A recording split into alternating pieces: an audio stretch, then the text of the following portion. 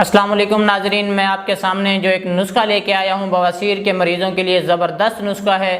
ایسے سمجھ لیں کہ اکثیر بواسیر ہے یہ آپ کے لیے کسی بھی قسم کی بواسیر ہو، خونی ہو یا بادی ہو، یہ انشاءاللہ آپ کی تمام بواسیر کے لیے فائدہ مند رہے گا۔ اور چاہے نئی بواسیر ہو یا کافی عرصے کی پرانی بواسیر ہو، انشاءاللہ یہ آپ کا معاملہ حل ہو جائے گا۔ یہ نسخہ بھی بالکل آسان ہے۔ یہ بنانے کے لیے آپ کو صرف 9 چیزوں کی ضرورت ہوگی جو مارکیٹ میں بآسانی مل سکتی ہیں، جس کے اندر تخم سرس ہے، اس کے علاوہ چھلکا ریٹھا ہے اور سونت مصفہ ہے، اور اس کے علاوہ کالی مرچ ہے۔ کالی مرچ کے ساتھ ساتھ آپ کو چاہیے ہوگا چاسکو کے علاوہ تخم بکین اور تخم نیم اور تارا میرا چاہیے ہوگا۔ یہ 8 چیزیں ہو گئی۔ اور اس کے بعد آپ کو چاہیے ہوگی مولی، تازہ مولی ہونی چاہیے جس کے اندر پانی وافر مقدار میں ہو۔ مولی کا پانی ہمیں اس نسخے کے لیے چاہیے ہوگا۔ یہ 9 چیزیں آپ نے لینے کے بعد 8 چیزوں کو پسائی کر لینا ہے۔ اچھی سے صاف کرنے کے بعد آپ نے یہ دیکھیں، ہم نے یہ نسخہ ایک تیار کر کے رکھا ہوا ہے۔ یہ صفوف تیار ہو گیا ہے۔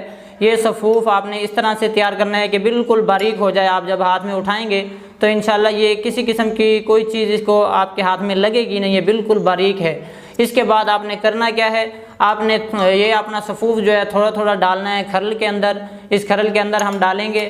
اس کو ڈالنے کے بعد جو ہے آپ نے اس کے اندر پانی مکس کرنا ہے مولی کا، جو ہم نے پہلے سے ہی نکال کے رکھا ہوا ہے۔ یہ دیکھیں آپ کے سامنے یہ مولی کا پانی ہے۔ یہ جس طرح گاجر کا جوس نکالتے ہیں مشین کے اندر، اسی طرح آپ نے نکال لینا ہے اس کو۔ 1 کلو پانی آپ کو چاہیے ہوگا۔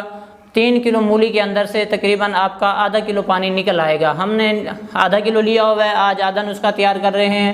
آپ نے اس طرح کرنا ہے کہ آپ نے اپنے نسخے کے اندر یہ پانی جو ہے تھوڑا تھوڑا مکس کرنا ہے۔ مکس کرنے کے بعد آپ نے اس کو ہلکا ہلکا جو ہے نا گرینڈ کرتے رہنا ہے، یعنی کھرل کرتے رہنا ہے، اس کو ہلاتے رہنا ہے۔ یہ دیکھیں آپ نے اس طرح ہلانا ہے۔ یہ اچھی طرح جب ہلتی رہے گی اس طرح، کچھ دیر کے بعد یہ آہستہ آہستہ جذب ہونا شروع ہو جائے گا، ٹھیک ہے۔ آپ چاہیں تو زیادہ بھی یہ مقدار ڈال سکتے ہیں۔ دیکھیں پانی زیادہ ہے تو اس میں تھوڑی سی اور بھی مکس کر سکتے ہیں۔ مکس کرنے کے بعد آپ نے اسے کھرل کرنا ہے۔ اتنی دیر کھرل کریں کہ آپ کی یہ پانی جو ہے مولی کا اچھی طرح جذب ہو جائے۔